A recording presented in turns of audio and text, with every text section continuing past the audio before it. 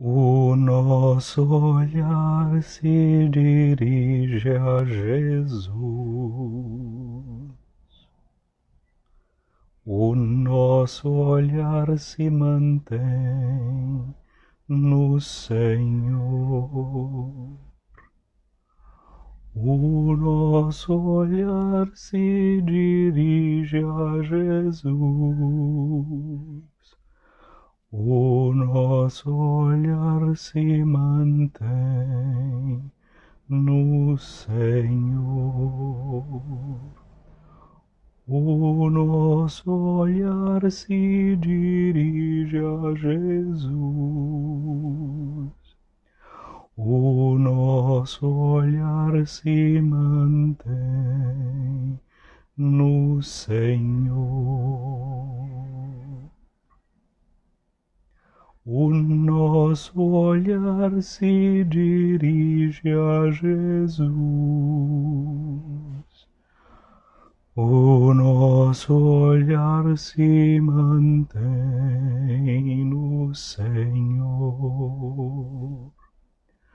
O nosso olhar se dirige a Jesus. O nosso olhar se mantém no Senhor. O nosso olhar se dirige a Jesus. O nosso olhar se mantém no Senhor. O nosso olhar se dirige a Jesus. O nosso olhar se mantém no Senhor. O nosso olhar se dirige a Jesus. O nosso olhar se mantém no Senhor. O nosso olhar se dirige a Jesus. O nosso olhar se mantém no Senhor. O nosso olhar se dirige a Jesus. O nosso olhar se mantém no Senhor. O nosso olhar se dirige a Jesus. O nosso olhar se mantém no Senhor. Senhor Jesus, nós queremos manter o nosso olhar em Ti, como naquele dia na sinagoga de Nazaré em que entraste e que todos tinham o seu olhar fixo em Ti, que anunciou a palavra no meio deles, mantinham o seu olhar fixo em Ti quando Tu explicavas a eles o sentido das Escrituras que se cumpriam naquele dia. Nós também Te queremos pedir, Senhor Jesus, nesta sexta-feira da Quaresma, ajuda-nos a fixar o nosso olhar em Ti, a fixar o nosso olhar em Tua Palavra. O nosso olhar se dirige a Jesus. O nosso olhar se mantém no Senhor. o nosso olhar se dirige a Jesus. O nosso olhar se mantém no Senhor. O nosso olhar se dirige a Jesus. O nosso olhar se mantém no Senhor. Senhor Jesus, eu quero confiar em Tuas mãos cada pessoa que está participando nesse momento desta transmissão e todas aquelas que ao longo desse dia verão esse vídeo, revisitarão esse vídeo. Quero começar confiando nesse dia as pessoas que aqui vejo. Mima Costa, Rosa Santos, Solange. Quero te confiar Fal Reis, Anjos Bia. Quero te confiar Camila, Ana Maria Barreto, Leu Passos, que no dia de hoje completa mais um ano de vida. Quero te confiar nesse dia Maria Eurênia, Ana Calda, Consa Rezende. Confiar neste dia Mari Santos, Freitas Léo, Lilia, Keu Matos, Pedrinho Lulordelo, Rose Santos, Rita de Cássia. Quero te confiar Meirinha, cada uma e cada um que aqui vai entrando. E que cada uma e cada um que aqui está possa dirigir o seu olhar realmente para Ti, Jesus. O nosso olhar se dirige a Jesus. O nosso olhar se mantém no Senhor. Que o Senhor Jesus nos ajude nesse dia a manter o nosso olhar fixo nele, a manter o nosso olhar em Sua palavra. Hoje a liturgia nos traz o Evangelho de Mateus no capítulo 5. Nós temos aqui os versículos de 20 a 26. É o texto que a liturgia nos oferece no dia de hoje. É um texto que compõe o chamado Sermão da Montanha.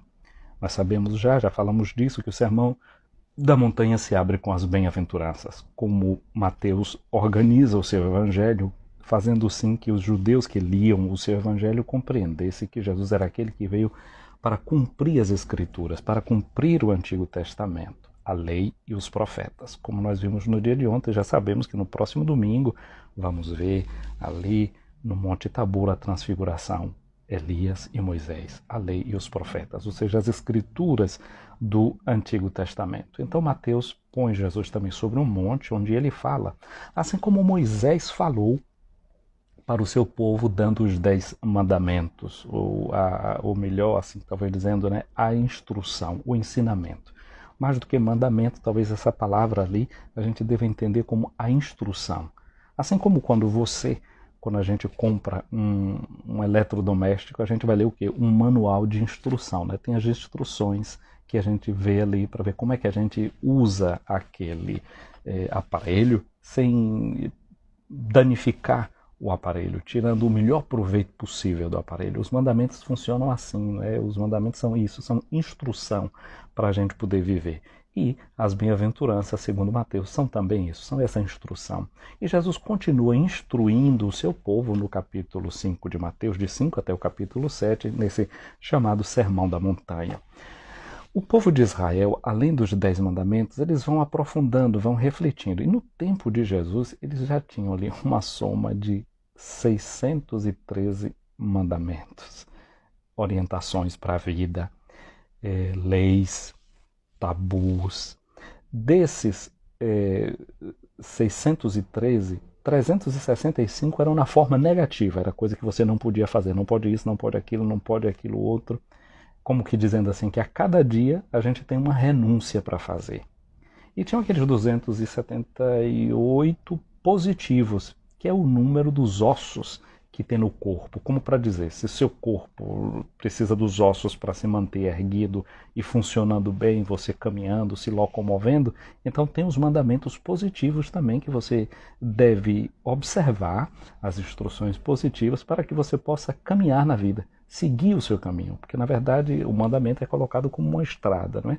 Ou você escolhe a vida, ou você escolhe a morte. É a estrada que a gente tem diante da gente. Então, esses aspectos negativos e positivos, eu e você, nós também estamos nos preparando para, na noite da Páscoa, renovar as promessas do nosso batismo.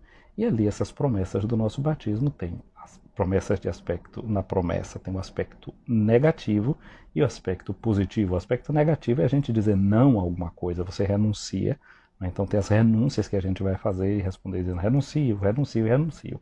E tem as 3 promessas positivas que a gente vai responder dizendo creio, creio em Deus Pai, creio em Jesus Cristo, creio no Espírito Santo, na igreja, etc. Então, são essas fórmulas que a gente tem, não é, de adesão, que tem a sua forma negativa e a sua forma positiva, aquilo que a gente deve evitar e aquilo que a gente deve acolher. Jesus, no Sermão da Montanha, então, ele vai ajudando o povo de Israel a ver e a viver os mandamentos. No texto que a liturgia nos dá no dia de hoje, Mateus 5, de 20 a 26, começa já aqui Jesus dizendo para os seus discípulos. É uma palavra dirigida para nós, que somos discípulos de Jesus. E aqui diz assim: eu vos digo, se a vossa justiça não for maior do que a dos escribas e dos fariseus, vós não entrareis no reino dos céus. A justiça significa coisas que a gente deve praticar, aquilo que a gente deve viver, as obras. Né?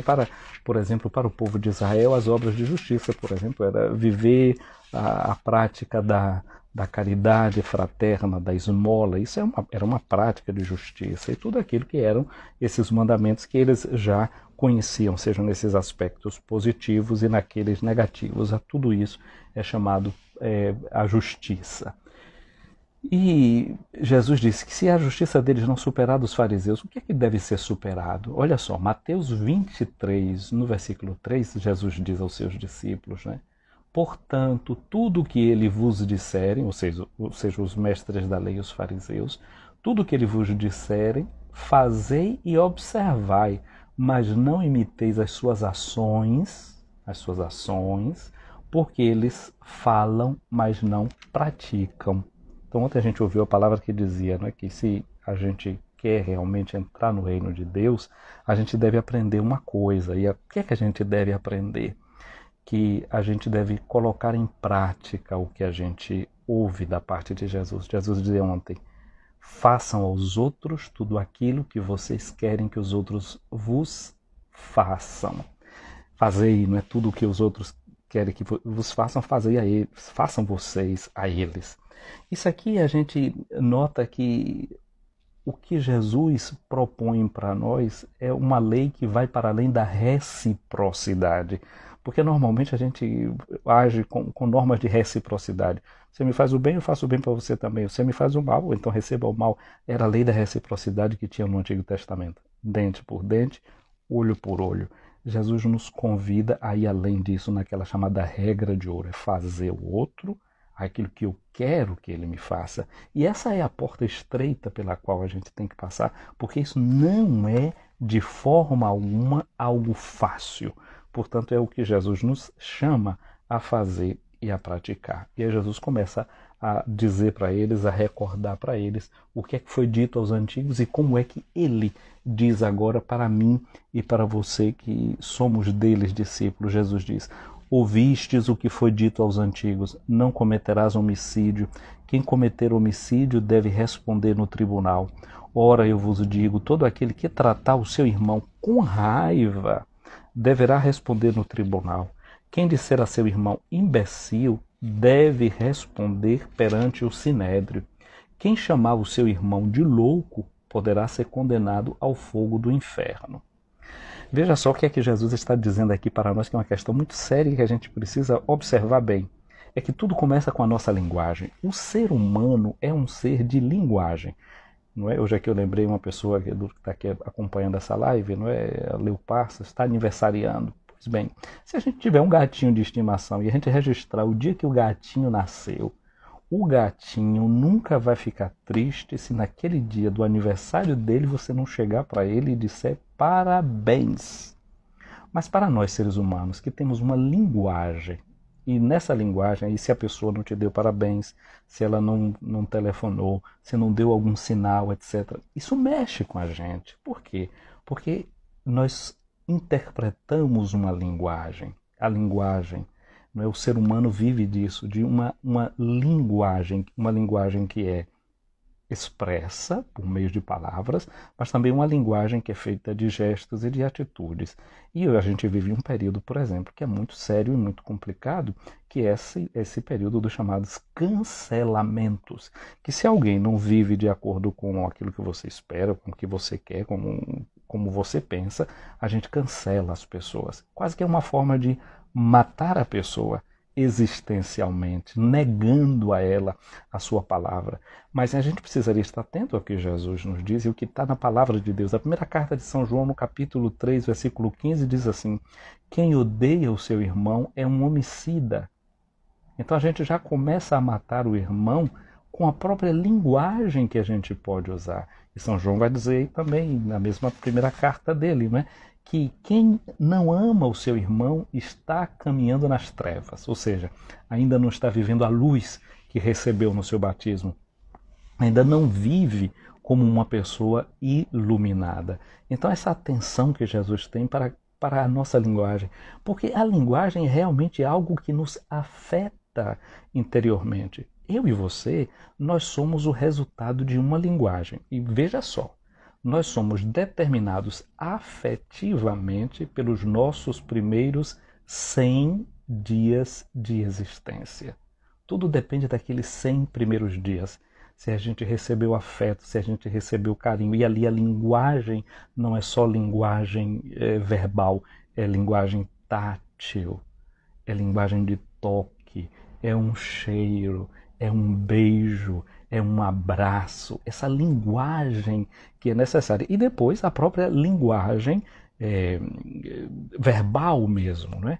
Se um aluno dentro da sala nunca recebe o elogio, o pai nunca elogia o filho, porque diz, não, você fez o que deveria ser feito, esse era o seu dever. Mas se você vai lá sempre e põe o dedo em riste e diz a ele que ele errou, que ele não fez, etc. Que imagem essa criança vai introjetar dentro dela, essa pessoa introjeta e como ela vai viver?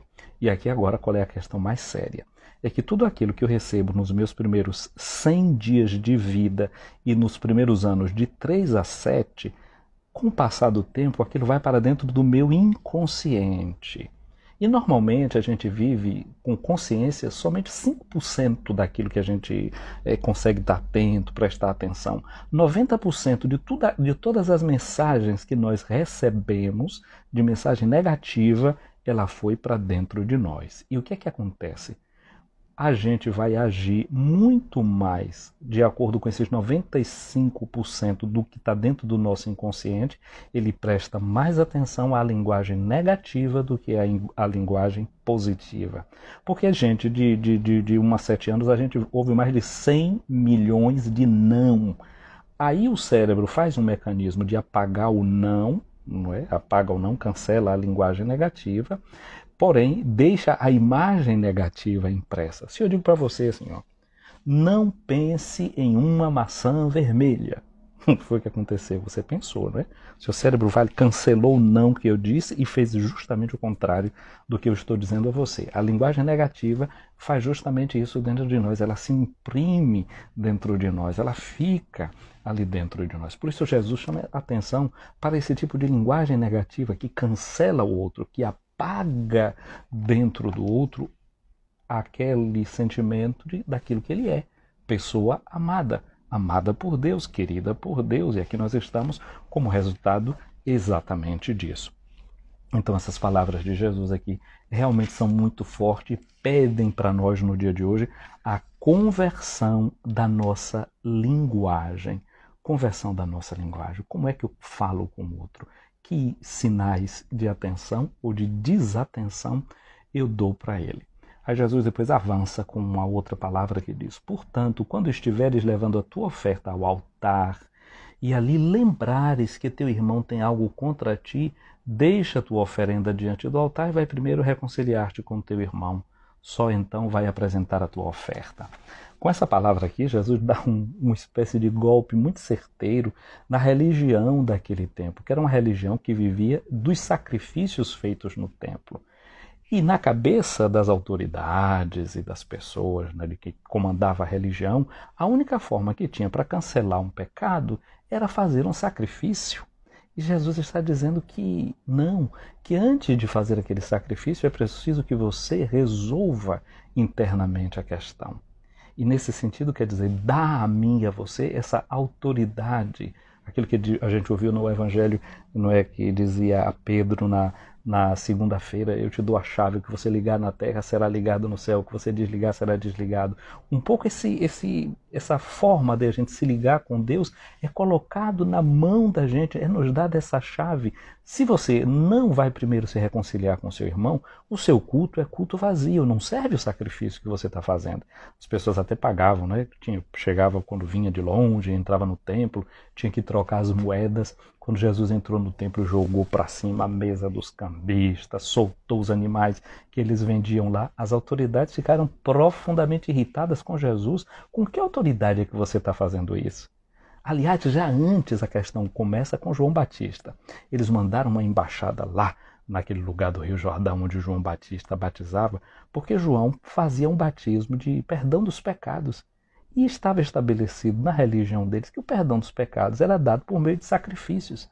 Agora chega João Batista e Jesus e que dizem que não, que é quando as pessoas pedem desculpa, pedem perdão para os outros, reavalia a sua vida. Esse é o sacrifício que Deus quer.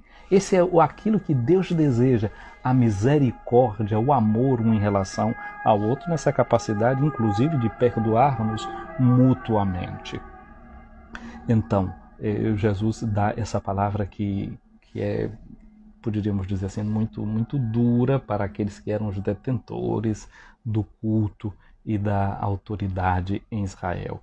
Aí Jesus diz, procura reconciliar-te com teu adversário enquanto ele caminha contigo para o tribunal. Senão o adversário te entrega ao juiz, o juiz te entrega ao oficial de justiça, tu serás jogado na prisão. Em verdade te digo, não sairás dali enquanto não pagares o último centavo. Jesus nos convida no dia de hoje a perdoar. Sabe por que Jesus convida a gente para perdoar? É porque se a gente não perdoa, a gente fica enredado no pecado. Ou seja, é pior para quem não perdoa. Há um peso. Com isso aqui eu não estou querendo dizer que tem certas situações que as pessoas tenham que se submeter à tirania ou à doença psicológica de alguém. Não é isso não. Tem certas situações das quais você precisa se desvencilhar mesmo.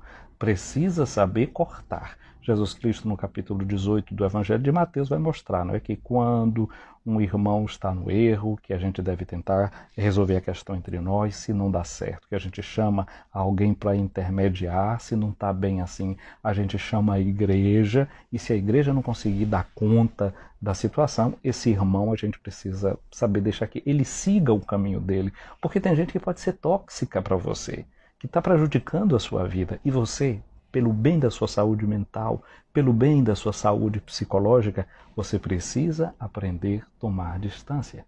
A gente deve amar o outro naquela base que a gente aprendeu a amar a gente mesmo, e a gente amando a gente ama também a Deus e deve assim saber amar o próximo. Mas a falta de amor a nós mesmos pode nos levar a certas situações em que você pode querer deixar que o outro fique oprimindo você a vida inteira. Não é essa a proposta do Evangelho. Quem está no erro deve ser, inclusive, ajudado a entender que ele está no erro. Se fala das chamadas obras de misericórdia, né? As 14 obras de misericórdia, que são as 7 obras corporais, de beber a quem está com sede, de comer a quem está com fome, vestir a quem está nu, e visitar quem está na prisão, cuidar de quem está doente e assim sucessivamente, né? Enterrar os mortos. E tem também as obras de misericórdia ditas espirituais. E entre as obras de misericórdia espirituais está aquela, corrigir quem está errado. O sim precisa ser sim e o não precisa ser não. Se o irmão está fazendo alguma coisa contra você, você precisa dizer a ele: olha, foi o que Jesus fez quando ele estava na casa do sumo sacerdote e um soldado lhe deu uma bofetada no rosto. Não é que Jesus virou o outro lado do rosto e diz: bate aqui do outro lado. Não, o que Jesus perguntou para ele fez: se eu estou dizendo a coisa correta, ok, mas se eu estou dizendo alguma coisa errada, me diga, se não, por que é que tu me bates? Jesus interrompe o ciclo da violência. Ele não permitiu simplesmente receber aquela bofetada e engolir em silêncio, não. Ele interroga, ele faz com que o outro pense naquilo que ele fez, que errado era. Então o evangelho do dia de hoje é esse convite a perdoar, esse convite a se reconciliar, a ir até o irmão e esclarecer as coisas. É preciso a gente ter a coragem de esclarecer e de denunciar também o outro se ele está no erro. Então que o dia de hoje nos ajude a fixar o nosso olhar em Jesus, a fixar o nosso olhar no Senhor que nos dirige. A sua palavra nesse dia nos ensina a perdoar. O nosso olhar se dirige a Jesus. O nosso olhar se mantém no Senhor. O nosso olhar se dirige a Jesus. O nosso olhar se mantém no Senhor. O nosso olhar se dirige a Jesus. O nosso olhar se mantém no Senhor. Hoje é sexta-feira. Cada sexta-feira nós fazemos a memória, a lembrança. O sexto dia é o dia em que Deus criou o ser humano. O sexto dia é o dia em que Deus redime o ser humano pela morte na cruz de Jesus. Alguém aqui me fez uma pergunta e disse que tem um crucifixo, não é, em sua casa e está quebrado, a imagem do Cristo está quebrada, se tem algum problema. Olha, se você pode restaurar essa imagem, é melhor que você mande restaurar. Não é quer dizer que tem um problema. O problema é que a imagem deve mostrar aquilo que ela é, né? Se a gente pode recuperar, melhor. Eu tenho aqui, por exemplo, essa imagenzinha de Santa Teresinha que me acompanha. Eu aqui, desastrado como sou, o pobrezinho da imagem quebrou aqui, né, a união do ponto da cabeça. Eu consegui restaurar, consegui colocar no lugar.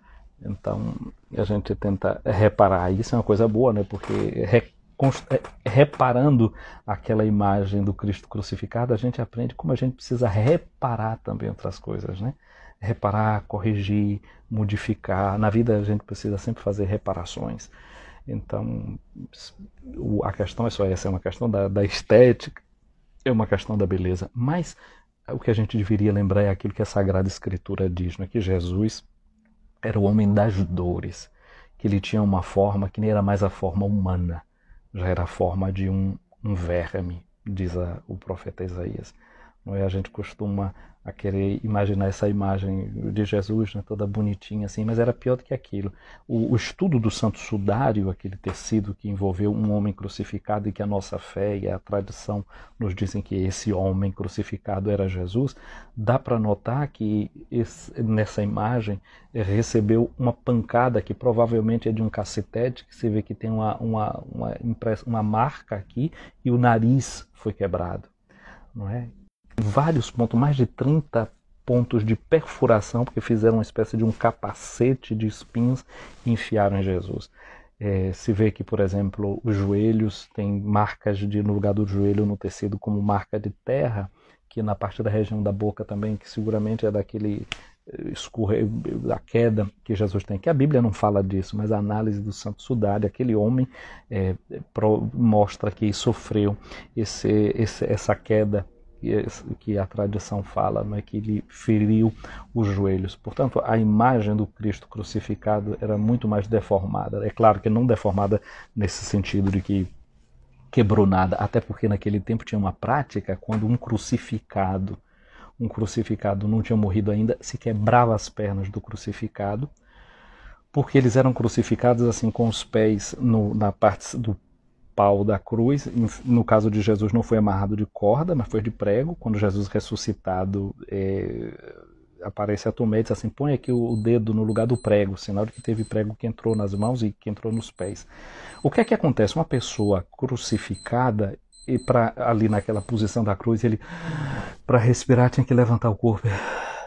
Eu tinha que se apoiar aqui com os pés. Imagina agora esses pregos enfiados ali, ele tendo que fazer a força para o ar entrar. Tanto é que a causa-morte de Jesus, quando eu fico pensando nesse tempo da pandemia, não é tanta gente que está em hospitais e gente que morre asfixiada.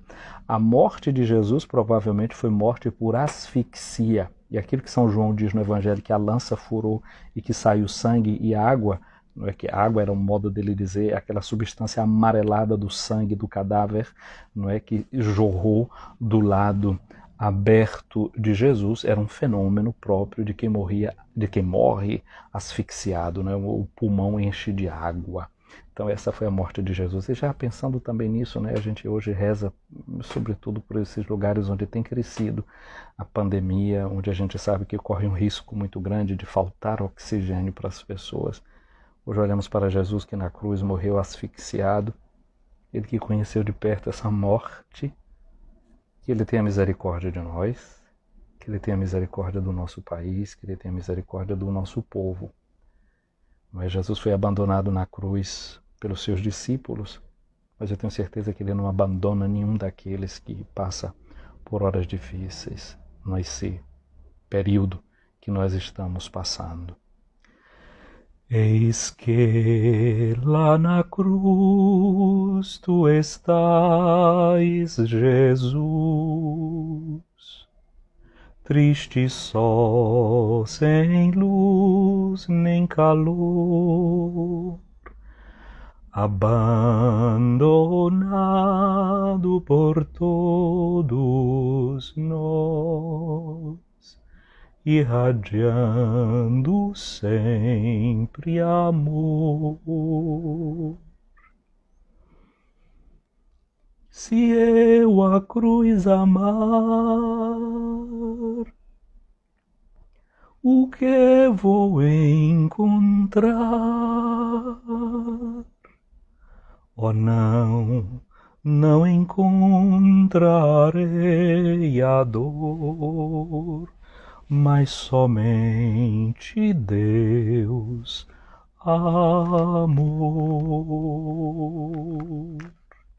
Senhor Jesus, faz-nos encontrar no dia de hoje sempre o teu amor testemunhado no alto da Santa Cruz. Que o Pai de misericórdia, que nos deu esse grande exemplo de amor na paixão do seu Filho, conceda para você, minha amiga, a sua bênção e te conceda a graça de amar o próximo, te conceda a graça da sua bênção. O Cristo que pela morte nos libertou da morte eterna, te conceda receber o dom da vida. E que hoje, olhando para Jesus crucificado, nós nos deixemos arrastar pelo seu exemplo e viver na esperança da ressurreição. Venha sobre ti a bênção de Deus Todo-Poderoso, o Pai, o Filho e o Espírito Santo. Amém. Um dia abençoado para você, minha amiga, para você, meu amigo.